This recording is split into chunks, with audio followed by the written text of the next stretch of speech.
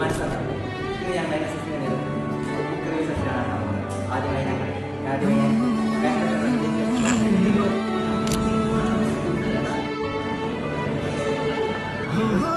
Being Earnest is a comedy satire written by Oscar Wilde in the Victorian era. It revolves around two young men, Jack Worthing and Algernon Moncrief, who both lead a double life. But problems arise when both of them fall in love with women who believe their names are earnest, which they find irresistibly romantic. The story unfolds with intelligence and humor. കാലത്തിൽ novel എഴുതിയിട്ടുള്ളത് സന്തോഷ് ചിത്രപ്പള്ളിയാണ്. അദ്ദേഹം അദ്ദേഹത്തിൻ്റെ കുട്ടിക്കാലത്തുണ്ടായ ഓരോ അനുഭവങ്ങളൊക്കെയാണ് ഈ നോവലിൽ. ബാല്യകാലം കുട്ടിക്കാലത്തുണ്ടായ